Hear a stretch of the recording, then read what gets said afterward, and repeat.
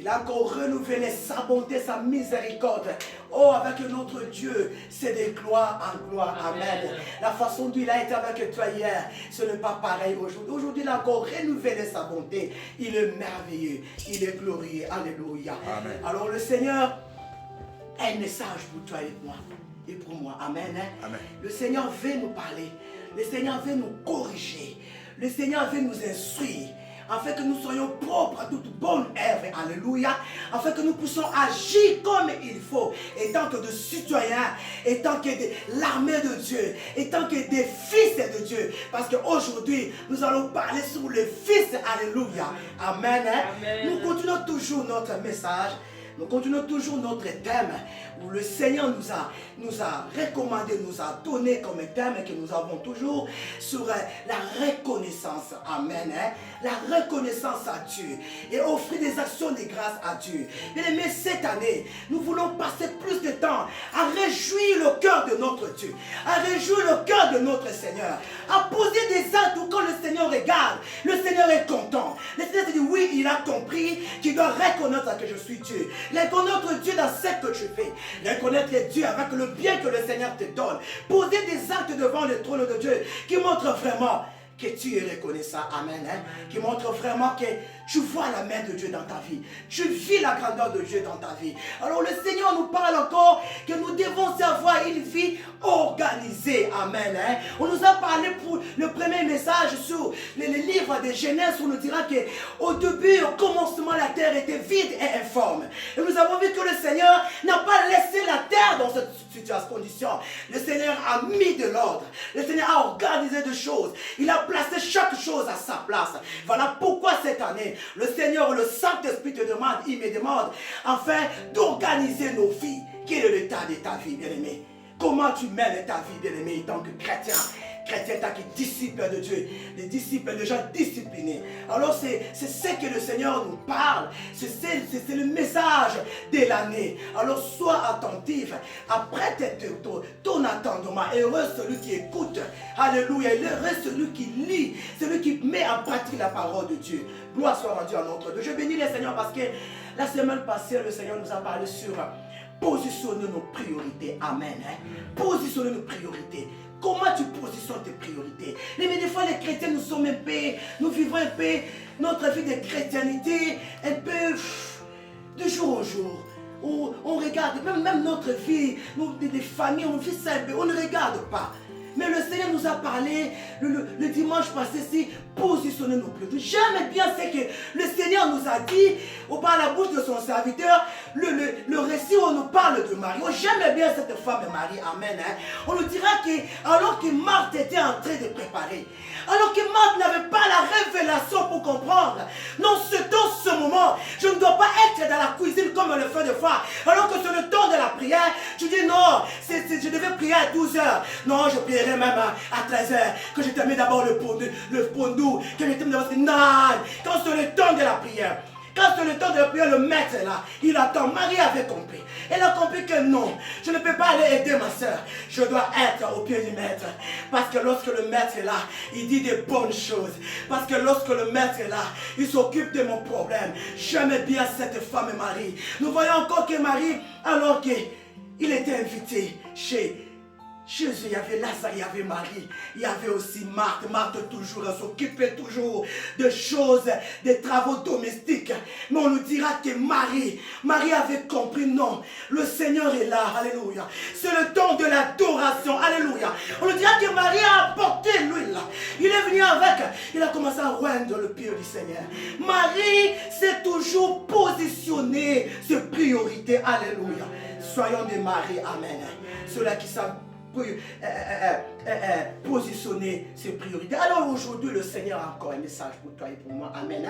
Le Seigneur a encore, le Saint-Esprit vient encore nous parler de quelque chose encore aujourd'hui. Nous continuons toujours. Oh, j'aime bien le Saint-Esprit parce qu'il connaît le cœur de Dieu. Il est là pour nous révéler la pensée de Dieu. Il est là pour nous communiquer ce que Dieu attend pour nous. Alors quel est ce message que le Saint-Esprit a préparé pour toi et pour moi? Quel est ce message, bien-aimé? Aujourd'hui, nous voulons parler, le terme que le Saint-Esprit nous a donné, c'est l'ordre et dans la maturité. Alléluia. Je disais, le terme de notre message que le Saint-Esprit nous amène encore cet après-midi, l'ordre est dans la maturité. Alléluia. Il faut que tu sois mature afin de pouvoir mettre ta vie, que ce soit ta vie dans la famille, ta vie spirituelle, en ordre. Si tu n'es pas mature, tu ne sauras pas comment positionner des choses. Tu ne sauras pas comment placer des choses à sa place. L'ordre est dans la maturité.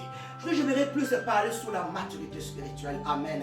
Parce que nous devons savoir que tout commence dans le spirituel. Si ta vie spirituelle est en désordre, si tu ne sais pas positionner, organiser ta vie, ta spiritualité, spiritualité, tu ne seras pas aussi dans la vie de tous les jours planifier des choses. Il y aura les chaos, il y aura les désordres. Amen.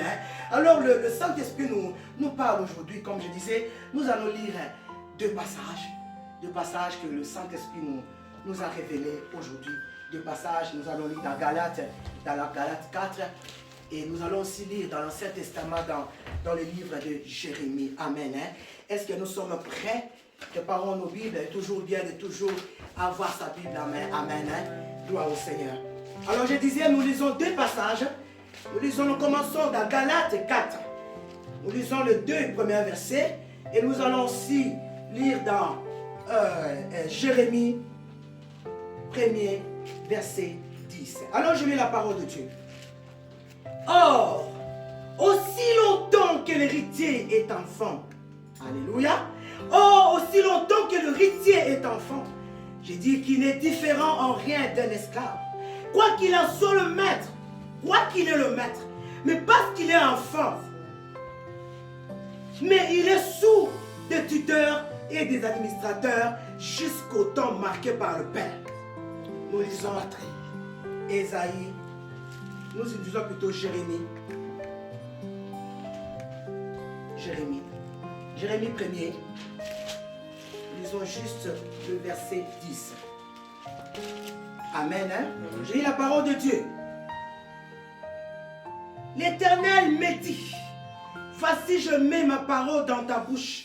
Dans le verset 10. Regarde, je t'établis aujourd'hui. À qui le Seigneur parle? Il parle à Jérémie. Je t'établis aujourd'hui sous les nations et sur le royaume pour que tu arraches et que tu abattes, pour que tu règnes et que tu détruises, pour que tu bâtisses et que tu plantes. Amen. Amen. Gloire soit rendue à notre Dieu. Gloire soit rendue. Nous pouvons acclamer la parole de Dieu. Alléluia. Il est toujours merveilleux d'acclamer le Seigneur lorsqu'il parle. Parce que sa parole nous libère. Sa parole nous fait du bien. Gloire au Seigneur. Alors nous avons lu notre passage de Galates, où ce passage commence par nous dire, oh, aussi longtemps, mais qu'est-ce que Paul veut nous dire là? On ne comprend pas bien. Pourquoi? Qu'est-ce qu'il y a ton problème? Alors j'aimerais qu'avant que nous puissions aller un peu plus loin, avant que nous puissions comprendre un peu, qu'est-ce qu'il s'agit? Il s'agit de quoi ici? Si nous lisons juste la fin du verset 3, toujours Galates 3, nous lisons le verset 29. Qu'est-ce que Paul nous dit là? Il nous dit, et si vous êtes en Christ, vous êtes donc la descendante d'Abraham, héritier de... Attends. Si vous êtes donc la descendante d'Abraham, héritier selon la promesse. Je répète pour bien comprendre. Et si vous êtes en Christ, vous êtes donc la descendante d'Abraham, héritier de ses selon la promesse. Amen. Héritier selon la promesse. Je lis cela pour que nous puissions comprendre un peu notre passage de Galates qui commence par or. Ici, on est dit or, oui. On se dit souvent qu'on est héritier. Tu es héritier, c'est bon. Tu as les droits, oui. Tu as les droits d'avoir le bien de ton père. Tu es héritier, c'est bon. Le bien t'appartient. Romain nous dit aussi que nous sommes les héritiers de Dieu. Nous sommes les co-héritiers de Christ. C'est très bien. Mais pour vivre cela, pour nous jouir de cet héritage, pour posséder cet héritage, mais il y a des conditions que le Seigneur te donne. Il y a des conditions que le Seigneur me donne cet après-midi. Très bien d'être héritier, de fois on le dit. Non, je suis héritier. Mais comment suis-je? Alléluia. Suis-je un enfant? Si je suis encore un enfant, il est impossible que le Seigneur puisse me remettre de grandes choses si je n'ai pas encore la maturité pour comprendre de choses que le Seigneur me donne. Il est impossible et très bien d'être héritier. Très bien de posséder les choses, le bien de mes compères. Très bien d'être appelé le co-héritier de Christ. Mais comment je peux vivre ces choses? Comment je peux vivre ces choses?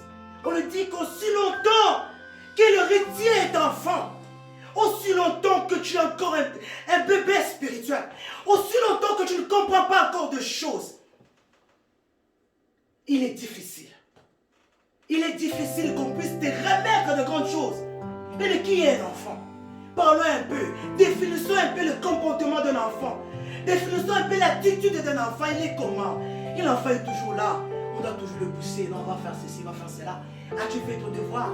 L'enfant est toujours là. Où tu vas faire ta chambre. Aujourd'hui il fait, 2 jours il fait. Après 3 jours, il ne le fait pas. Et tu dois encore pousser. Va-t-il va faire ta chambre. Ça veut dire qu'un enfant est un peu désorganisé. Il ne sait pas se positionner. C'est ça la vie d'un enfant. Et l'enfant est toujours là. Tu dois toujours le pousser. Tu dois toujours le dire à un enfant ne peut pas remettre de grandes choses. Il va les fouler à tes pieds. Amen. Voilà pourquoi on dit que aussi longtemps, bien aimé, que l'héritier d'enfant. Là, je suis en train de voir cet homme, Élie. Alléluia. Élie qui se met devant le prophète de Baal.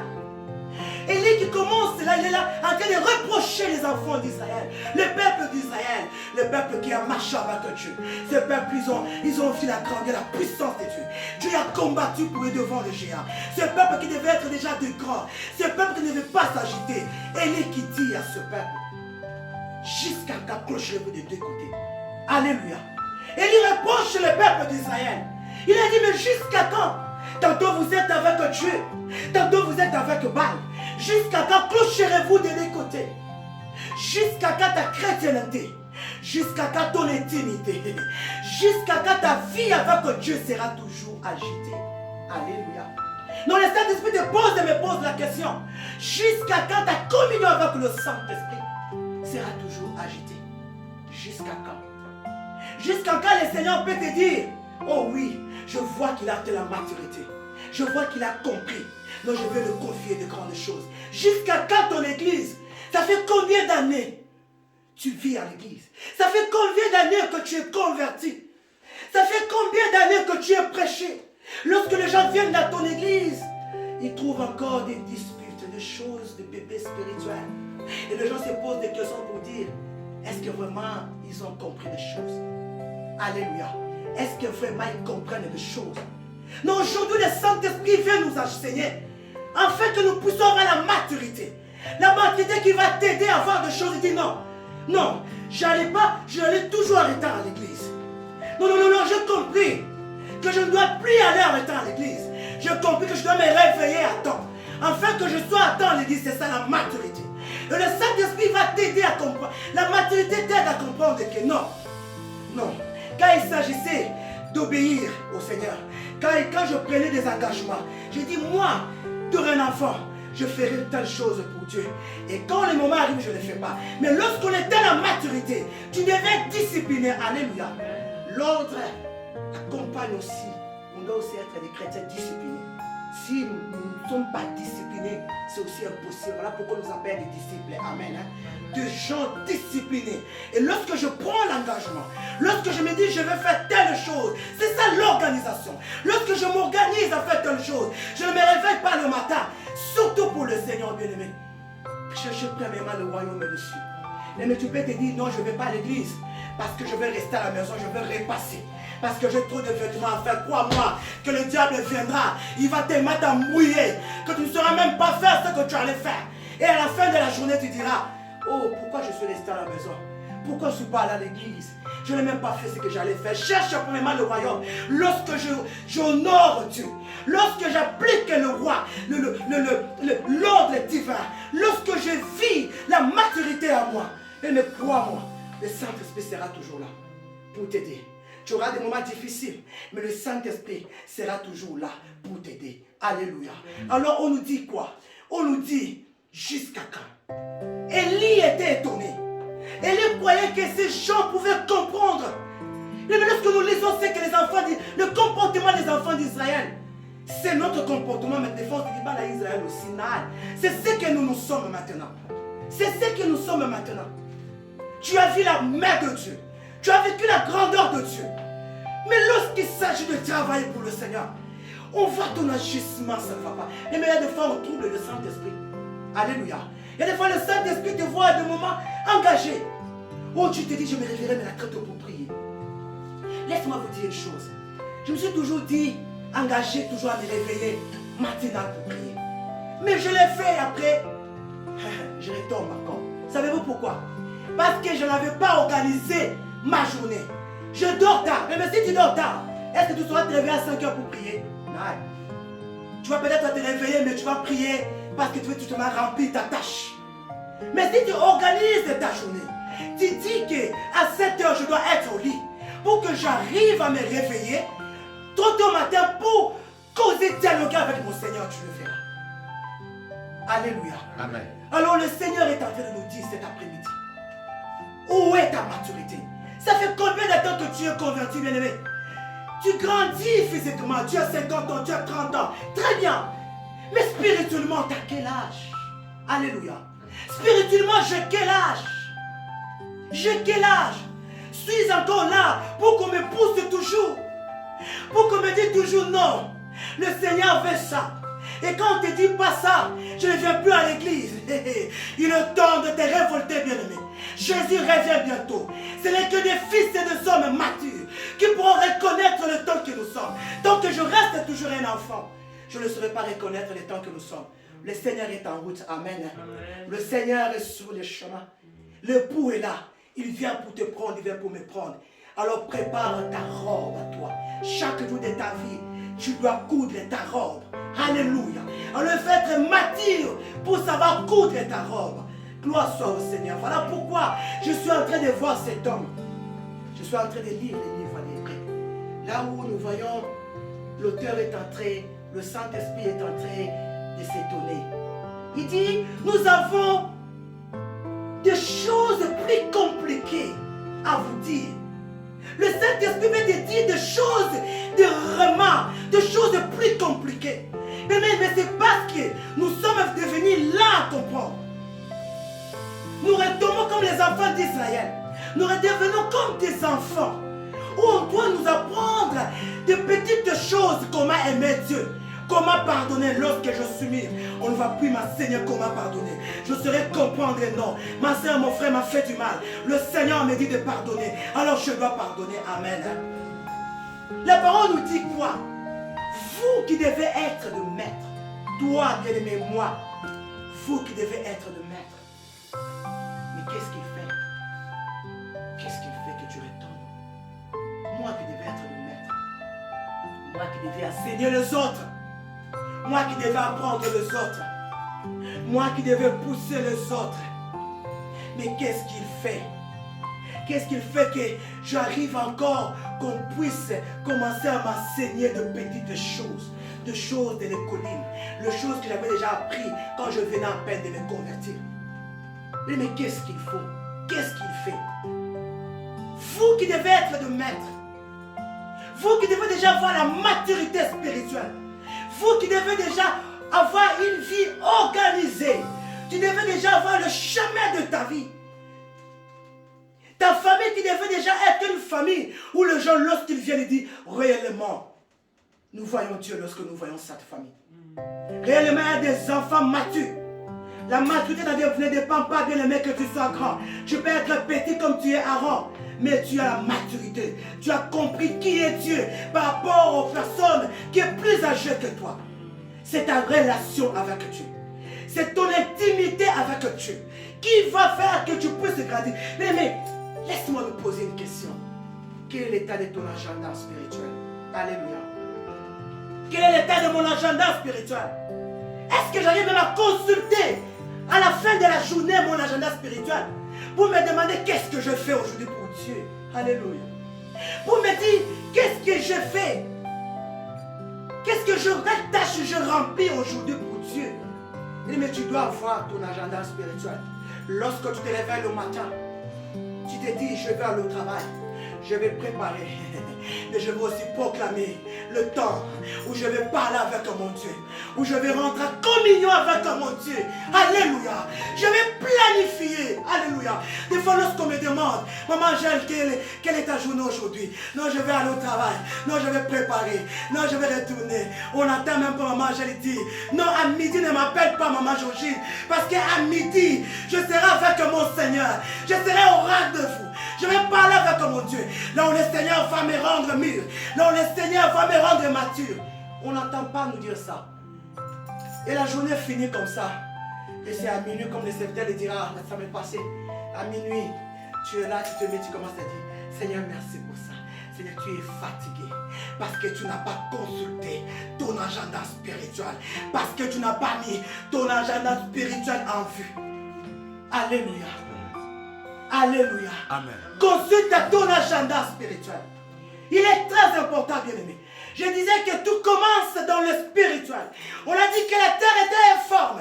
Le Seigneur a d'abord tout préparé avant de placer l'homme dans le jardin. Nous avons vu qu'Adam, à qui le Seigneur avait remis la responsabilité, l'organisation, Adam a échoué. Amen. Adam a échoué. Alors que Dieu avait déjà tout mis en place. Pour qu'Adam ne puisse pas échouer, Dieu a tout mis en place pour toi. Tu as le Saint-Esprit à toi. Le Saint-Esprit qui te rappelle. Le Saint-Esprit qui te corrige. Mais des fois, tu dis, Saint-Esprit, reste d'abord de côté. Je vais agir selon moi. Je vais agir selon ma chair. Alléluia. Non, aujourd'hui, le Saint-Esprit va te dire, cette année, nous devons nous révolter. Nous devons planifier nos vies. Nous devons cette année, alléluia, grandir. Lorsque les gens te demandent, maman, tu es devant le champ, tu es quelque part, on dit, maman Brigitte va nous exhorter aujourd'hui. Maman Brigitte ne va pas trembler. Parce qu'il sait qu'il avait déjà lu un verset le matin. Alléluia. Il sait que j'ai le verset que j'avais lu le matin. Je serai nourri le peuple de Dieu. Elle ne va pas trembler pour dire, ah pourquoi il fallait me dire me préparer. Non. Tu dois toujours être prête. Alléluia. C'est ça la maturité. Et lorsque tu présentes lui, même les gens peuvent se dire, ah, maman Brigitte, on n'avait même pas dit de se préparer. Elle ne savait pas. Mais regarde, elle a ouvert directement sa Bible. Elle a commencé à nous prêcher. C'est ça la maturité. Amen. C'est ça la maturité. Non. Lèvons-nous, bien-aimés. Lèvons-nous, bien-aimés. Le Seigneur ne parle pas pour parler.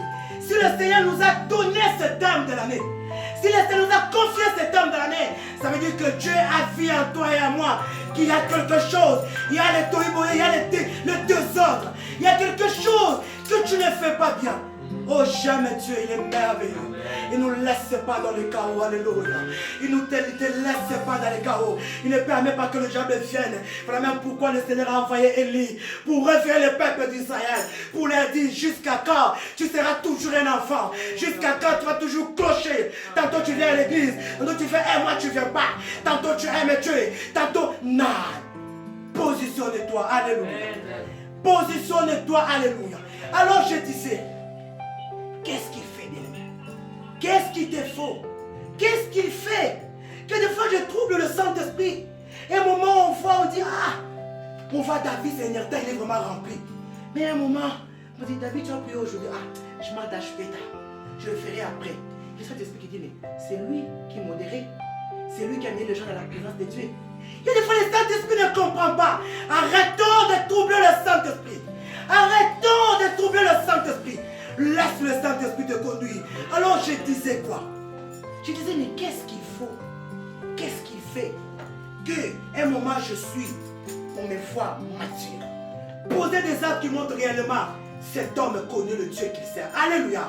La maturité va t'amener à poser des actes qui prouvent aux gens, non, tu as grandi, alléluia. Devant des situations compliquées, devant des problèmes, tu te dis que je me fâche. Tu t'es dit que je réponds à cet homme. Mais la maturité te dit, reste tranquille. Alléluia. La maturité te dit, positionne-toi. Parce que tu es mature. Parce que tu n'es plus un enfant. Tu es maintenant un fils. Alléluia. Gloire au Seigneur. La parole nous dit, qu'est-ce qu'il faut? Qu'est-ce qu'il fait, bien-aimé? Que nous retombons toujours. Qu'est-ce qu'il fait qu'à un moment je retombe? Qu'est-ce qu'il fait? Et mais laisse-moi nous dire encore quelque chose. J'ai une amie à l'école. Cet ami-là, il voulait changer de travail. Il voulait commencer à travailler le matin. Mais le travail du matin fait que tu n'as pas tout à tomber malade. Cet ami-là, il est tout à craque. Il m'a craque. Il y a des fois de vrais craques, il y a des fois de faux maladies. Et qu'est-ce que le faux Abatumidi, le chef de l'équipe? Il dit, mais il demande qu'on le change d'équipe. Mais on ne peut pas le changer d'équipe, pourquoi? Parce qu'il n'est pas positionné. Parce qu'il est tout le temps malade. Lorsqu'il sera malade, qui va la remplacer? Elle a raté, pourquoi? Parce qu'elle s'absente tout le temps au travail. Elle pouvait avoir ce travail-là. On pouvait changer son travail. Mais on n'a pas pu la changer le travail parce qu'elle est tout le temps absente. Dieu veut te donner des choses. Il te faut être présente. Amen. Alors je disais quoi? Je disais que qu'est-ce qu'il faut que je retombe toujours? Qu'est-ce qu'il faut que je ne me positionne pas? Là, nous allons maintenant attaquer notre passage de Jérémie 1, verset 10. Amen. Qu'est-ce qu'il fait que je tombe? Qu'est-ce qu'il fait que je suis toujours là? Je me lève et à un moment je tombe. Je m'accroche au Seigneur. Et à un moment je deviens un bébé spirituel. Non, bien-aimé, révèle-toi. C'est le temps de la maturité. Alléluia. Révèle-toi, c'est le temps de la maturité. Bien-aimé, pourquoi retournons d'abord dans notre passage? De Jérémie 1, verset 10. On nous dit quoi? Le Seigneur qui parle et dit, je vais t'établir. Alléluia. Je vais t'établir. Je vais faire des choses avec toi. Je vais faire de grandes choses avec toi. Lisons un peu ce passage que j'aime bien. Alléluia. Gloire au Seigneur. Alléluia. Alléluia. Jésus est merveilleux. Alléluia. Jérémie 1, verset 10. Alléluia. Alléluia. Gloire au Seigneur. Voilà, il est écrit dans la parole de Dieu. Alléluia. Jérémie chapitre 1er verset 10e. Regarde, je t'établis aujourd'hui sur les nations Gloire. et sur les royaumes pour Gloire. que tu arraches Yes. et que tu abattes. Yes. Pour que tu ruines Amen. et que tu détruises. Alléluia. Pour que tu bâtisses. Alléluia. Et que tu plantes. Gloire au Seigneur. Alléluia. Jésus est merveilleux. Amen. Jésus est merveilleux. Mais laisse-moi te dire une chose. Pourquoi on nous parle? Pourquoi lorsque nous avons lu notre passage, retournez un peu en arrière pour mieux comprendre ce passage de Jérémie. Pourquoi la parole nous est dit dans Hébreux 5, pourquoi on nous dit, toi qui devais être des maîtres, toi qui devais déjà, donc ça veut dire que nous sommes en retard, alléluia. Si tu es encore bébé spirituel, tu es en retard. Parce que le Seigneur ne te voit pas comme ça. Pourquoi ce passage nous dit ces choses? Pourquoi?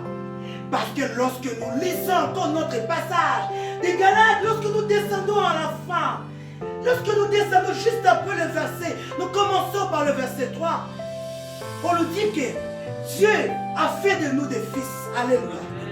Dieu a fait de nous des fils. Gloire au Seigneur.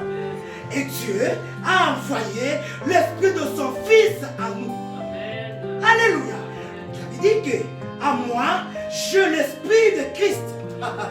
Est-ce que si j'ai l'esprit de Christ, est-ce que je peux vivre dans le désordre? L'esprit qui crie Abba Père. Est-ce que si à moi, Dieu a mis à moi, Dieu a fait de moi des fils, il a fait de toi un fils, est-ce que tu peux encore vivre dans le désordre? Est-ce qu'on peut voir encore des choses des enfants en moi, des comportements d'un nouveau chrétien en moi, des comportements dont les gens se demandent, est-ce que vraiment cet homme connaît Dieu? Mais si les gens se posent des questions comme ça pour toi, tu dois pleurer, je dois pleurer. Tu vas me dire alors, je ne me vois pas Dieu, je ne me connais pas. Il faut que les gens parlent de toi comme ils ont parlé de Pierre, qui disent que celui-là il parle comme lui. Alléluia. Celui-là il parle comme Jésus.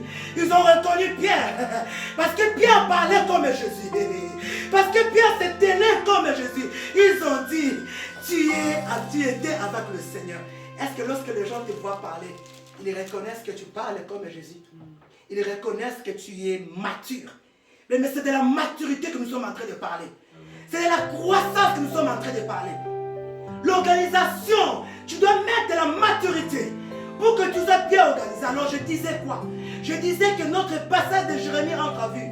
Mais je vais m'attendre petit à petit vers la fin de mon message. Qu'est-ce que le Saint-Esprit te dit cet après-midi? Quelle est la révélation que le Saint-Esprit nous a amenée cet après-midi? Alléluia. Dieu a des tâches à te remettre, à te soumettre. Amen. Je vais aller plus loin avec toi. Dieu vient t'amener plus loin. Dieu a une mission à te donner. Comme il a confié les missions aux apôtres, Dieu a une mission à te confier. Dieu a des tâches à te donner. Mais il y a une chose que je dois faire. Je dois avoir la maturité. Non, cette année, la parole déclare, avec Dieu, c'est de gloire en gloire. Je vais t'amener à une autre dimension. Dans la dimension de la gloire. Mais pour aller dans cette dimension, tu dois être fils. Tu dois être mature. Tu dois plus t'agiter n'importe comment. Tu dois être assis, positionné. Tu dois avoir des positions de priorité. Tu dois avoir l'organisation dans ta famille, dans ta vie spirituelle. Amen. Le Seigneur a quelque chose à te donner. Le Seigneur a une mission à te confier. Et mais lorsque des fois nous lisons, nous disons, avec Dieu, nous faisons les exploits. Qui sont capables de faire les exploits avec Dieu? Ce n'est pas un enfant, amen. Ce sont des fils. Ce sont des chrétiens matures. Ceux qui savent prendre des priorités. Ceux qui se disent, je dois faire ça. Je dois rester à l'église. Je dois aller à la fête. Il y a la fête, il y a l'église. Je dois choisir. Alléluia. Ce n'est que les fils. Ceux qui sont mis qui peuvent dire non.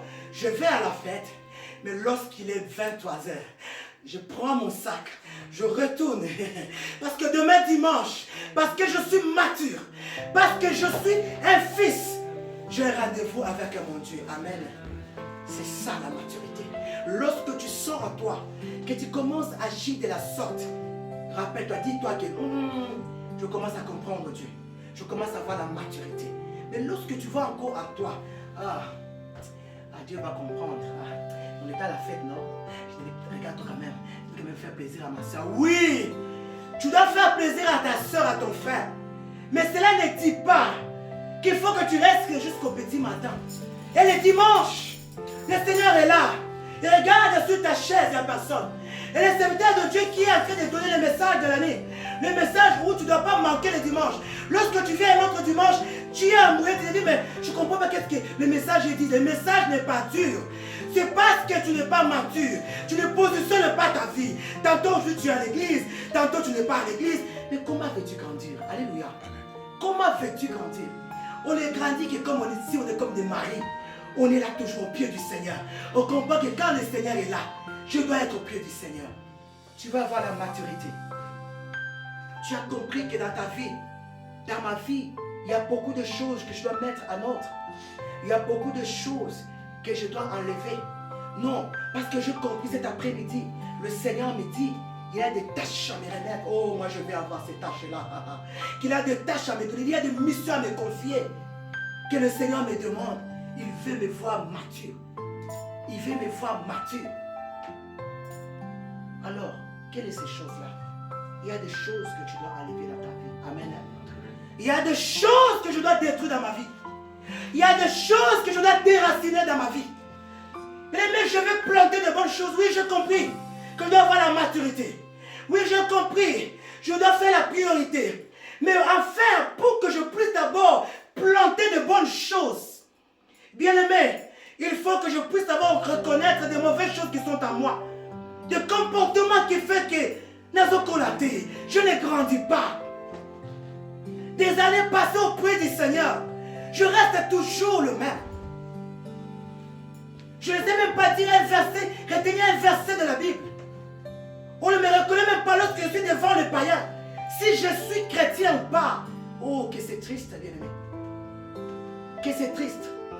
Alors cet après-midi, il y a des choses que tu dois enlever. Il y a des choses que tu dois déraciner. Tu dois prendre des caractères spirituels afin d'enlever des choses-là. Ces choses-là qui sont en toi. Ces choses qui font que tu es en train de clocher. Ces choses qui font que tu restes toujours enfant. Parce que tu es enfant, bien aimé, tu rates beaucoup de choses. Même le don spirituel, on ne le donne pas à n'importe qui.